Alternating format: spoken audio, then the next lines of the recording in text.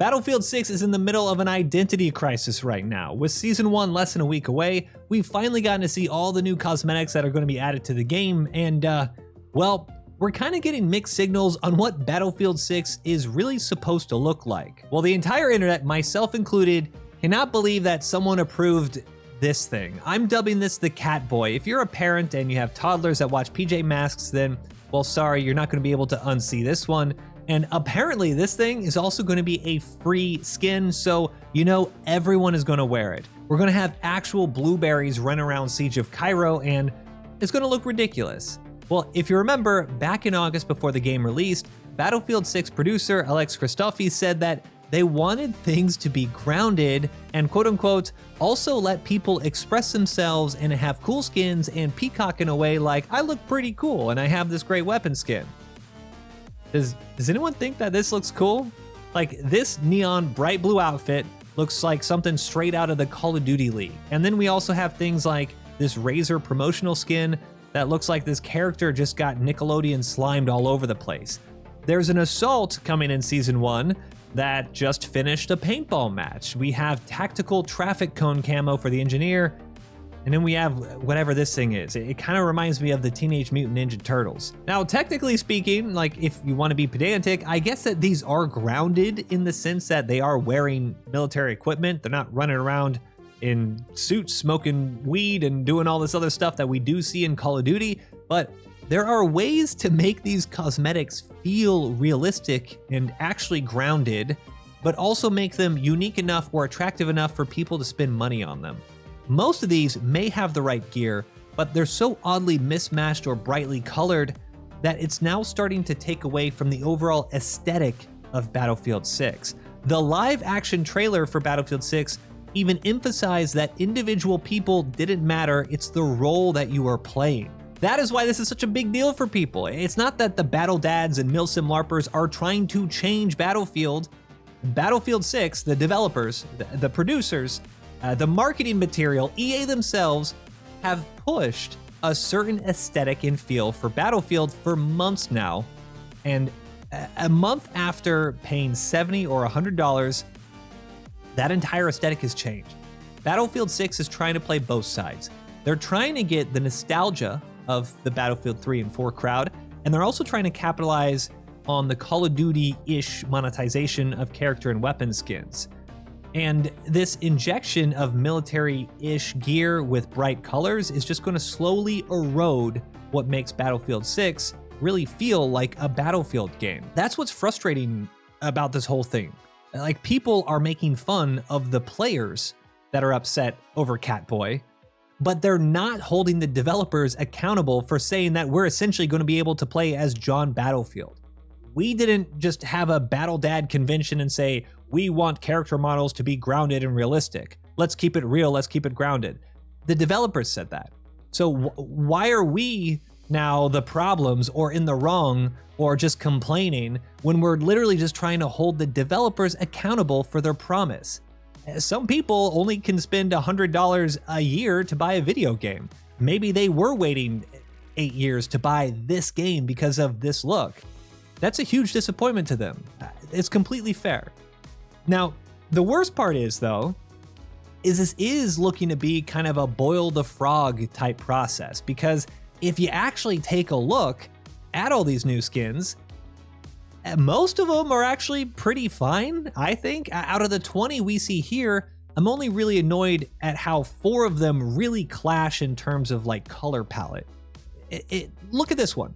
This is a cool one. It's a Ranger skin that was supposedly made with real Rangers consulting. That is cool. This Recon one isn't bad. I think, honestly, these are cool, but the skull masks are a little cringe.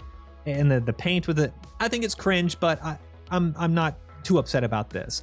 There are some good, unique camos here. I think these are some pretty decent ones, but we can already see from the 4 that have kind of gone outlandishly weird that this is what's going to happen a year from now, that those 4 ones are going to be the majority. NATO at the moment is more of your standard issue faction. We can see muted colors and more regular outfits, whereas PAX, I think, in my opinion, is kind of like their test bed of crazy stuff. Right now, it kind of looks like they're ready to go play in a paintball tournament. We might not be going full American Dad in Battlefield 6, but the writing is on the wall. This is a test for weird color combinations and gear combinations, and if there isn't that much of a pushback, then full speed ahead. Now, I want to ask you a question, okay? Do you think this is a good art style and visual direction for Battlefield 6? Okay, just yes or no. Personally, I don't. Not only do some of these just look kind of really bad, like design aside, okay, let's just say the mix match gear, let's just take that out of the equation. The colors, it's kind of like if I gave my toddlers a bunch of markers and said, hey, just color in the uniforms. They look ridiculous. It really does feel like a bait and switch from the color palette that we were sold with everything leading up to the game. Now, whether or not you necessarily agree with that right now, that's fine, but I want to play a game, okay? Afterwards, after we do this little exercise, I want to ask you the same question. Is this a good art style and visual direction for Battlefield 6? Okay, let's see if your answer changes. So, can you tell me what faction and class this character model is? Pretty easy, right? Yellow, RPGs, PAX Engineer. No problem. Okay, what about this one? Not seeing any yellow. I think I see a sledgehammer in the back. NATO Assault. Yeah? Okay, yeah. What about this one from a distance? The head covering might have made you think Recon, but if you look carefully, they do have that support gadget on their back, so PAX support. Yep. Now, which one of these is NATO, and which one of these is PAX? Well, since both factions do not have unique RPGs on their back, you can't immediately tell. You actually have to wait until the full body is exposed, or they get spotted with a big red Dorito. Factions start to blend together a little bit. Now, who's this? Maybe she's a support player. We see the scissors, so that's kind of a good indication, but there's nothing slinged on her back, no gadget to immediately say, hey, I'm support. And she actually has the same hood style as this PAX assault player. And the zip ties on the right, they also kind of look like these adrenaline pins as well. So I'm actually not quite sure. I would guess support, but I'm not sure. And now finally, what is this character? If you said support, you're right. But if you said PAX, you're wrong. This is a NATO support player, even though she has that bright yellow coloring as PAX. And this is what I'm trying to get at here. When Battlefield games are good, you can immediately distinguish who is playing what. A silhouette will show you that this is an assault player, or this isn't a support player, or that they're on the German team, or this is on the Chinese team. Without you even realizing this, all these tiny details, these small details, will help you more quickly identify friendly from foe. You'll know what type of gadgets this player might have. You'll be able to make these micro adjustments to your game without even thinking about it because of the art style, of the visual direction of these character models. From just Season 1 alone, we can already see that class-specific traits like these hoods or face coverings, they've started to bleed into other classes. It's all homogenized now. PAX themselves are also losing this immediately identifiable color palette. This bright yellow coloring is no longer PAX specific. What's odd, additionally, there's a lot of things odd, but what's also odd is that there are even skins like this one which go against design themes the devs have made. If there's a PAX character right now that doesn't have prominent yellow on their outfit, it's usually added by yellow duct tape or some other marking, like a patch or some paint, or some type of smearing to get that yellow on here. But this new skin doesn't have that.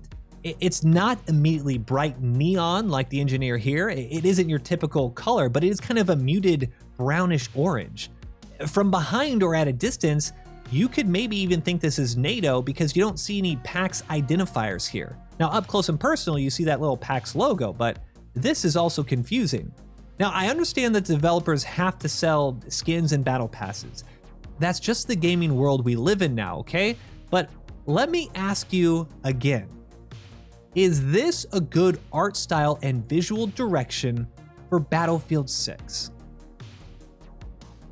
Everything is starting to merge together, and for over 20 years, this class and faction identity is what made Battlefield so successful and so memorable for so many people.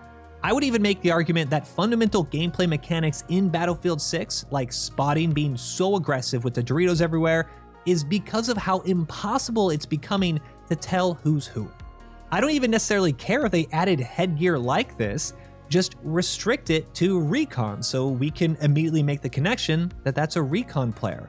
Or if you do want to give support players a hoodie, that's fine, but make sure there's a faction-specific gadget on their back so we know who's who. Good silhouettes will always make for a better Battlefield. Now, a quick Google search shows that we can use real military references to make cool and unique skins in a game while keeping some form of class identity. I'm absolutely loving Battlefield 6 when it comes to gameplay. The gunplay is fun. The conquest actually on large maps is so much fun, but these visuals are already starting to trend in the wrong direction, and I'm worried that by the end of the year, we're not going to have 2 factions and 4 classes fighting on the map. Instead, we're going to have 64 individuals just shooting at each other. The aesthetic and the Battlefield we were sold for $100 a month ago is no longer that same Battlefield. And that's the biggest problem when it comes to these skins. Not just Catboy, but what do you guys think? Is this an overreaction? Am I just like an old man yelling at clouds now? Are these skins fine? Are they turning you away from the game? Let me know down in the comments below. If you liked the video, give it a thumbs up, subscribe for more, and I'll see you in the next one. Until then, peace.